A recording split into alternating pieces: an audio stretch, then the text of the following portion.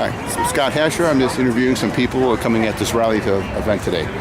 Why are you here today, sir? Here today to pass him around.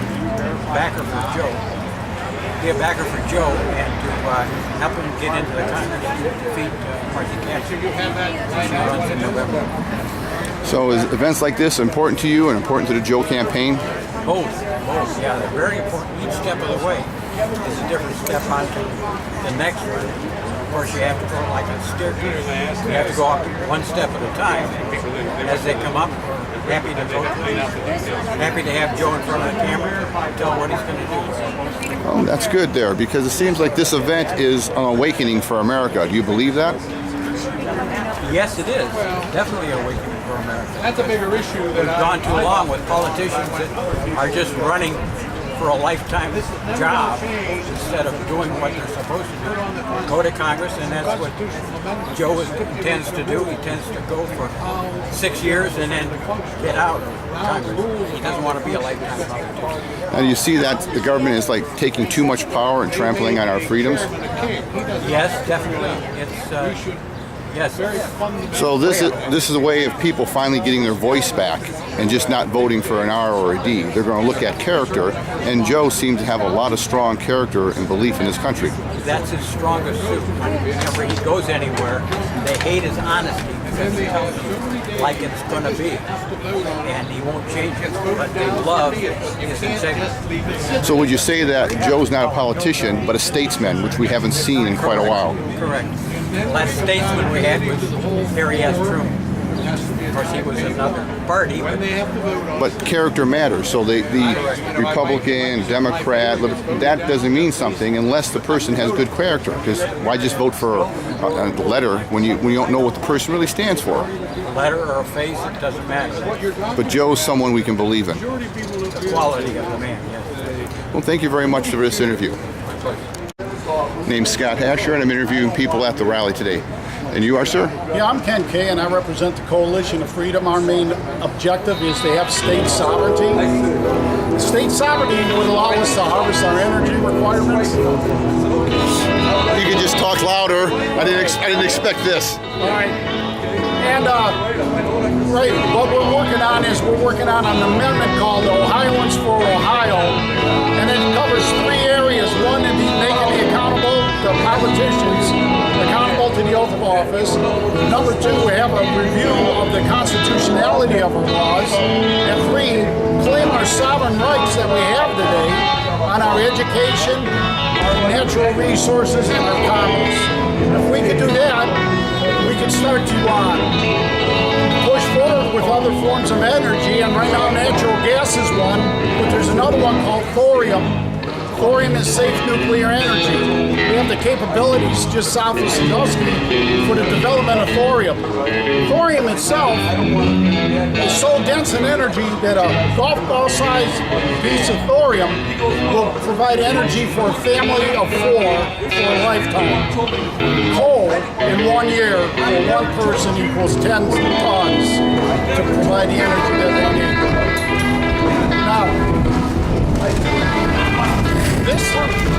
this is technology that was developed in the United States at the Oak Ridge Laboratories. There is a Senate bill, and I encourage you to look this up, Google Thomas, S3060. It's called the Thorium Security Act. And in that act, it will lay out all the purposes for the thorium. Now, if China was to get thorium, it reduces electricity costs by 50%. What does that do to our steel mills and our aluminum bauxite melted down into aluminum? We will lose manufacturing. There's no way we would be able to manufacture steel and aluminum competitively. So we must claim our sovereignty, and we have to have accountability to the oath of office. Now, I haven't heard of this before. Why hasn't this been made more known to the public? Well, we've been trying, and I think I kind of mentioned to you that, the Tea Party movement and the 9/12, and you got Oath Keepers, you got Sheriff Mack out there doing things. Everybody's all trying to support a lot of different things, and we feel that while what Sheriff Mack is doing is very important. Our sheriffs are supposed to protect our county from the federal government. The highest law enforcement person in the county. Absolutely correct. So they would be they have to stand our front lines like Joe Ohio out in Arizona and protect our sovereignty. So there are certain levels of importance, but you need that, and you also need judges so that they will reprimand on sovereignty. We would want to make sovereignty enforceable. We would also want the Attorney General and the Governor to enforce sovereignty as well. So while we're treating all these other symptoms of constitutional abuse, we're not going and focusing on exactly what it is in the Constitution that they're abusing that's creating all the symptoms, the high cost of energy, the illegal voting, you name it, it's there. For all the causes that are being promoted, illegal immigrants is another one. The word is illegal. If we're a sovereign state, can't we enforce the fact that we don't want to have anybody in here illegal unless they get the proper paperwork? So this has been an ongoing problem, and now that they're all kind of gathering, everyone's trying to get a share of saying we need to fix things. But do you feel more hopeful now that in these last few years, people are starting to organize, they're finding their voice, and they realize that a government of the people, by the people, for the people only works when they get involved and pick decent people? The Constitution, the founders told us, it's up to us to maintain our republic. So yes, from that standpoint, I'm very encouraged. I think the single most ingredient that will help us is, ironically, with the fuel prices going up, and then they're shutting down our coal mines, which we can be making diesel fuel and gasoline from. Yes, I heard that.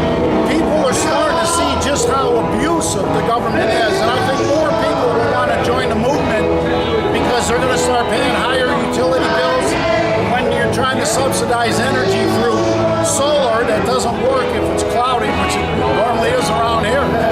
And so I think the people are going to realize that we have to claim our sovereignty in our state, and that would resolve a lot of the problems we have with the federal government.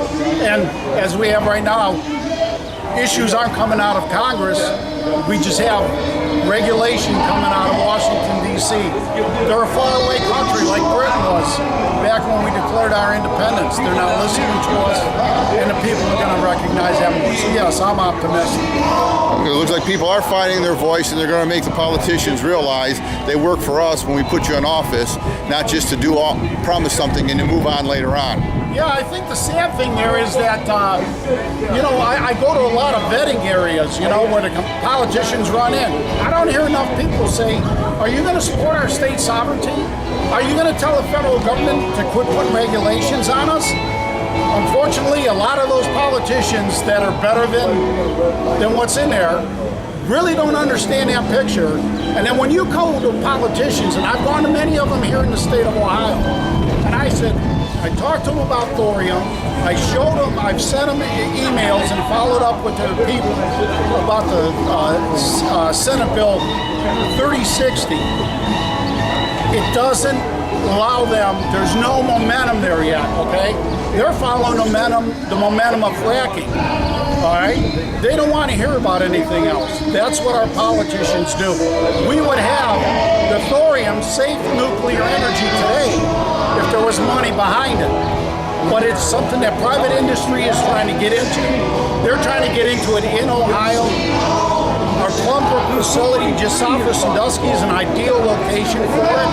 We have the technicians. I have PhDs that will speak on this at any meeting. We even went to the Ohio Liberty Council. We went to them and we says, hey, we'll pay for a room. Would you guys let them know that will you let your leaders know that we want to talk about thorium? And it was rejected. It's not popular. That is the big problem, I think, in the Tea Party movement.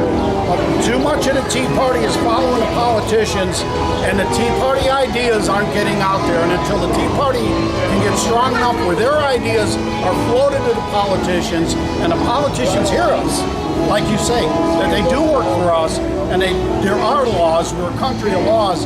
They follow those laws. We're going to be walking around in this desert for a long time. Well, the Tea Party has made a lot of improvements in the last 3 years, which is quite a stuff.